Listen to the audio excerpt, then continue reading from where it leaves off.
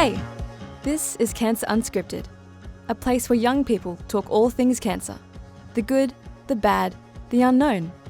Supported by Canteen Australia. Hi there, thanks for joining us on today's episode of Cancer Unscripted. Chatting today will be myself, Rosie May, Emily and Jaguar. In today's episode, we focus on questions that we find uncomfortable to ask or answer, and how they have impacted us, and how we are dealing with them. So, let's get started. What was it like adjusting back into the real world after watching someone go through treatment and experiencing loss? Not going to the hospital all the time is really strange for me, as every fortnight we used to be going to the hospital, and we always went to the same hotel. It almost became like an entire second home. It is really strange being around so many people who haven't ever experienced anything like it. Adjusting back into the real world is really hard, and for anyone going through a cancer journey, no matter what their experience is, it's really hard going back to school, back to work. I think that's what I missed, was none of my friends knew what I was going through. The journey doesn't end when you leave the hospital. It's still going today. We all still are going through this cancer journey. With Dad going through cancer and adjusting back, it was a lot of conflict and friends not understanding what we have been through and still today, or the checkups. What is the most insensitive thing someone has ever said to you? When people are complaining about missing their dad, when the dad is still alive, they're going to see their dad again. I can understand, but I can get really frustrated with people because they don't think who they're talking to first before they speak. They're going to see their dad again, I'm not. So it can get frustrating at times. When my sister was in hospital, I was told that I shouldn't be upset all the time because I had nothing to be upset about in comparison to my parents. Now looking back on this, it really affected me. And I don't think people realize what they're saying and the impact that it can have on people in the long term.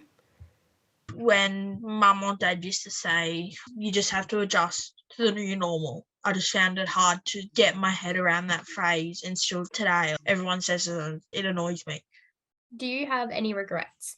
Daddy really liked Marvel and DC, which I hadn't ever really been into when he was around. But recently I've really gone into it with watching all the movies and shows and collecting comics. My regret would probably not be getting into it when he was still here, because I have so many questions related to it that I wish I could have asked him. Not going swimming with my sister the last time she went swimming. I chose to stay at a friend's house instead of going to the pool with her, but looking back on it now, I didn't know that was going to be her last time. When my dad found out, I sort of just shut myself away from him. I wasn't asking questions because I just didn't know what was next. How do you wake up each day? There isn't another option for me, because what am I going to do instead? You can wallow in the sadness as much as you like, but it's really not going to help anyone, especially you. It's difficult, but it's doable. I feel like if you have a purpose and you have a goal to work towards, it makes it easier. Do you have survivor's guilt? I think from the age of 10, when I found out my sister had cancer, I definitely questioned why she had it and not me. She was 2 and I was 10. Why her? I should be the one giving up the rest of my life. She's had 2 years of life and I've had 10 years. She deserves to live far more than I do. I questioned, how did I get to this age perfectly fine? And at 2, she passes away. It just didn't make sense to me. Survivor's guilt is such a natural thing for anyone to feel. And as a 10-year-old, that was really hard. When you heard the word cancer, what emotions or thoughts did you have? I never had it was cancer moment, as I was about 4 to 5 when my dad got it. I don't have many memories of him not in and out of hospitals and with doctors all the time. I never really understood what it meant with him having cancer because I was so young, and it's just been normal to me.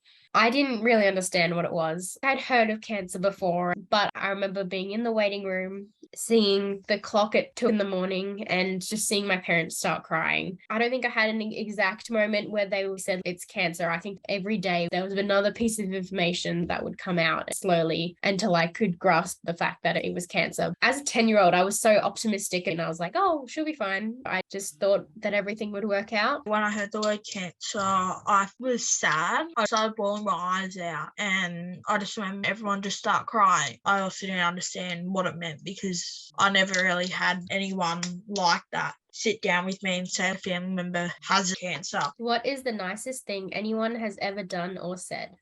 The nurses in the hospital were some of the nicest people. There were several people that always used to sneak us flavored milk. My sister was really little when it all started. She was about 2, and she always fell asleep on the floors of his hospital room, so the nurses used to bring in heated blankets. Daddy's main doctor was really nice, and when we went to see him, he used to ask how we were every time before checking how Daddy was going. All of our relatives live in the UK. A few of them immediately flew out, and so they dropped everything to come help us, and it was such an amazing thing that they did. They really didn't have to do that, but they decided to drop everything for us, especially for my brother and I. They took us out of the hospital, so they were just amazing people. The nicest thing that anyone has done for me is actually checking on me every day. I had a friend go through it and she just kept messaging me throughout the day, or whenever I was at school and I looked sad, she would always just check in with me and see how I was going.